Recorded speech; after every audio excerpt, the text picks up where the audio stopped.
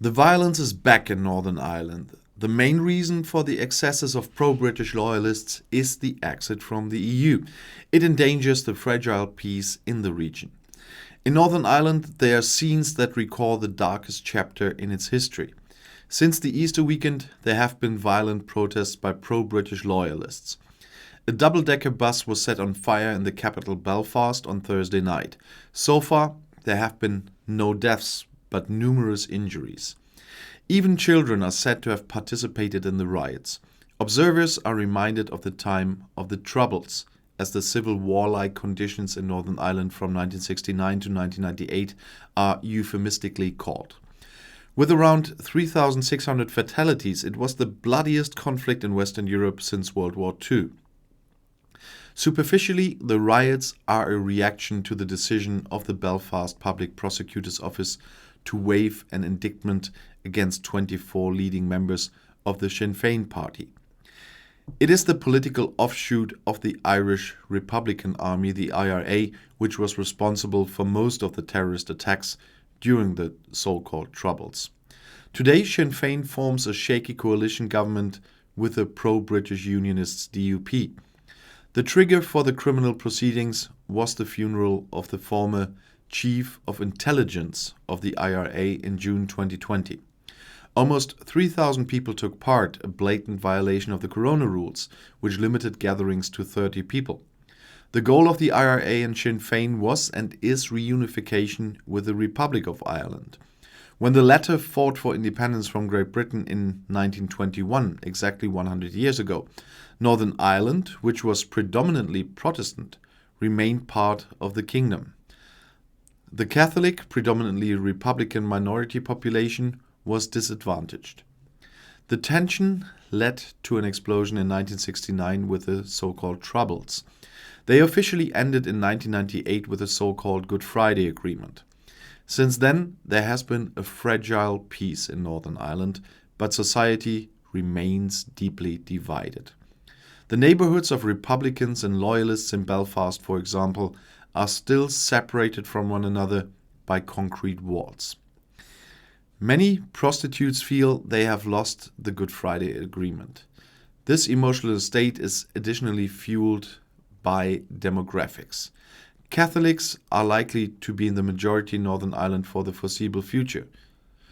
Polls show growing support for reunification. This is one of the reasons why the prosecution's decision caused displeasure. The real cause of the violence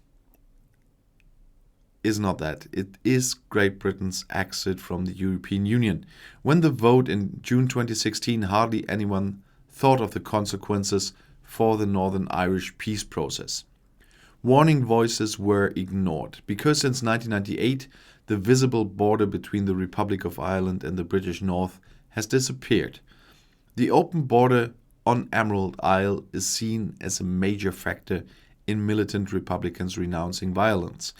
It was possible because Ireland and Great Britain belonged to the EU internal market.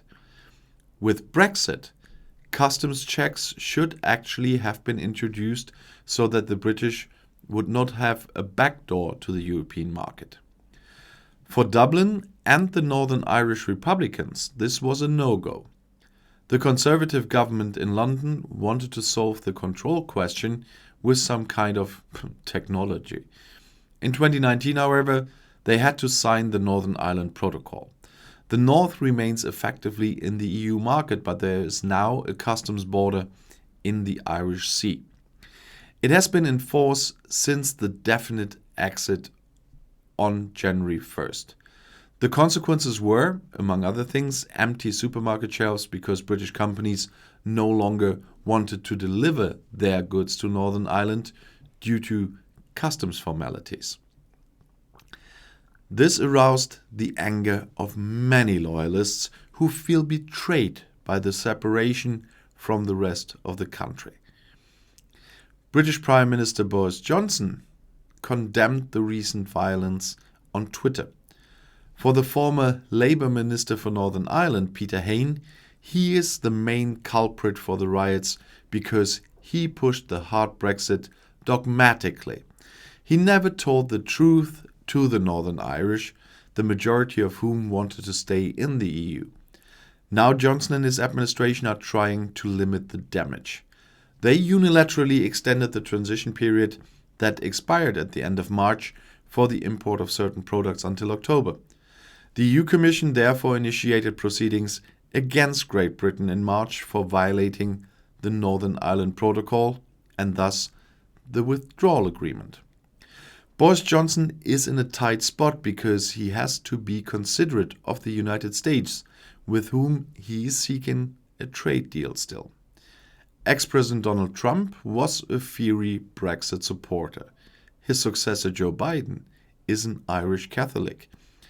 In the first phone call with Johnson, he emphasized the importance of the Good Friday Agreement.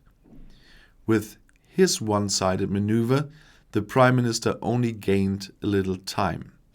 However, it's difficult to find a solution to the Northern Ireland dilemma. Peter Hain is counting on new talks with Dublin and Brussels, but in view of the conflicting history, it is difficult to imagine that a settlement that is satisfactory for all parties can be found. With border controls to the Republic of Ireland, Brexit would be complete, but there would be the risk of new troubles. The IRA surrendered its weapons after years of tug-of-war, but there are radical factions who can do anything, even a return to the devastating bombing that traumatized Northern Ireland at the time. Conversely, the current riots could only be the beginning, because even on the side of the loyalists, there are terrorist groups like the Ulster Defence Association, the UDA. These paramilitaries are threatening attacks in a fairly blatant manner if customs controls in the ports of Northern Ireland and England do not go away. The new customs regime after Brexit is also causing trouble in England, Scotland and Wales, especially for those companies that mainly export to the EU and can no longer do this smoothly. Northern Ireland turns out to be the greatest collateral damage. It is not the economy that is at stake, but peace. And if you want to stay informed, please subscribe to my channel. Auf Wiedersehen.